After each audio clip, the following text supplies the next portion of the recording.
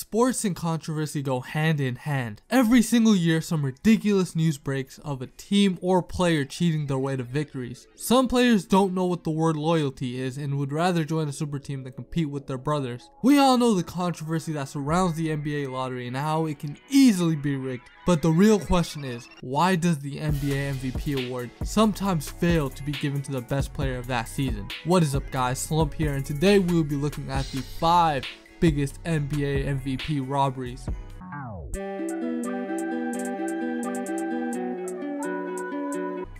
Now, a lot of you younger kids probably don't remember this season and how the MVP award was blatantly given to Kobe because of him being robbed in years past. Keep these numbers etched into your brain for the remainder of the video and look back at it after I announce the #1 robbery. Chris Paul in 2008 put up 21.1 points per game, 11.6 assists, and 4 rebounds per game with a worse cast to play with and had a win share of 17.8. Kobe, on the other hand, put up 28.3 points, 5.4 assists, and 6.3 rebounds per game with a win share far below Chris Paul's with 13.8. On top of that, Chris Paul crushed him with his phenomenal defensive play. This was a pathetic display of the media, showing bias trying to honor Kobe before it was too late. Just pathetic.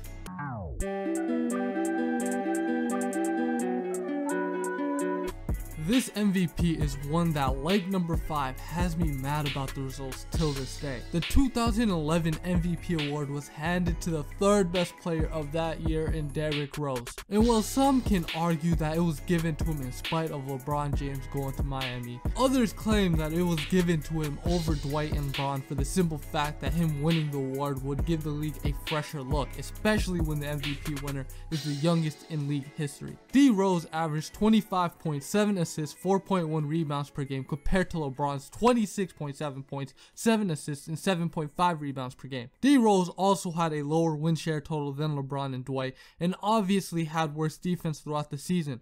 Bron had to sacrifice his stats whilst playing with the Miami Heat, but still put up crazy numbers as he just entered his prime the previous year. It's sad to see the media continue to rob great players just to provide encouragement to lesser talent in the league.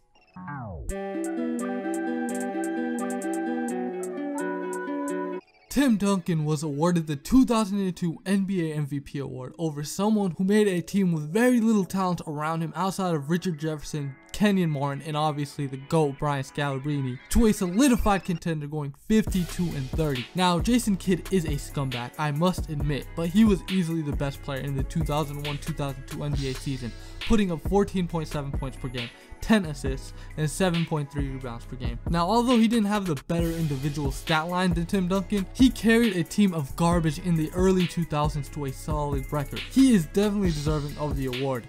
The results for the 2002 MVP were extremely close, with Tim Duncan barely edging out Jason Kidd. This is honestly one of the most underlooked snubs, but I had to give it the number 3 spot.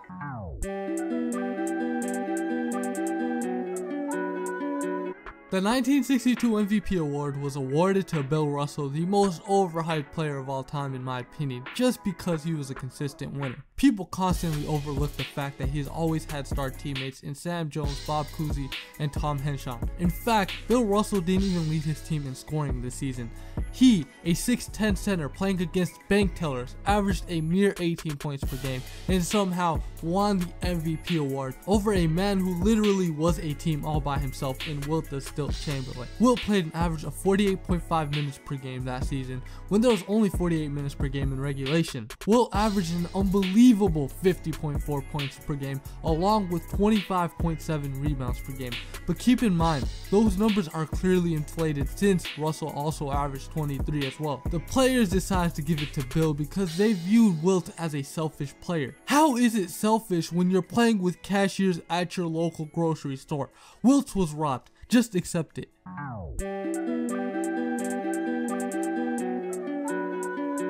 Do I really have to say much about the 2006 MVP other than wow? Are you kidding me?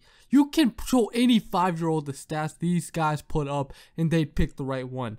Now, I am the furthest thing from a Kobe fan, and in fact, I can't stand the guy's demeanor off the court and on it. However, what he did in 2006 and having nothing to show for it was criminal. Not only did Kobe get robbed this year, but so did the homie LeBron James. Had either of them won, there'd be little to no disappointment of the outcome. This is why we can't have nice things for too long, because we get complacent with ourselves. We look past greatness and seeking out. All NBA awards should be voted on by coaches and the front office executives, because when it comes to the players in media, there is a clear bias, and this year proved it. Kobe being Bryant put up a ridiculous 35.4 points per game, 4.5 assists per game, and 5.3 rebounds per game. And guess what, guys? That line wasn't good enough to win the MVP award or even get a second place vote or the third place vote. Yes, guys, Kobe Bryant, with his best season in his entire career, did not win the MVP award, but instead got 4th place in voting because he was a ball hawk. Now, Kobe has only been the best player in the NBA for like 2 seasons,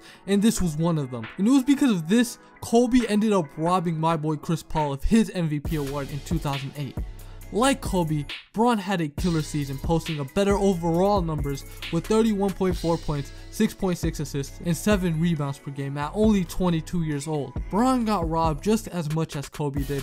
Now, I don't undermine Nash's greatness, and in fact, I rooted for the Suns throughout their playoff runs in the Western Conference, but Nash only averaged 18.8 points and 10.5 assists per game, with a total team constructed to appease him, and yet he ran away with the MVP award. I am sick to my stomach. It is apparent that great players like MJ, Kobe, Bron, and Shaq were robbed throughout their careers for being too great. Yes, that sounds terrible. The media constantly works to overhype lesser players just to have more competition for these awards. The NBA MVP has a horrible voting system that I hope changes one day. And with that being said, guys, you have been watching Slump TV and my top 5 NBA MVP snubs. If you enjoyed the video at all, make sure to share this video, leave a like, and most importantly, subscribe. The road to 1K is real, and let's break it before August. Have a good one. Peace out.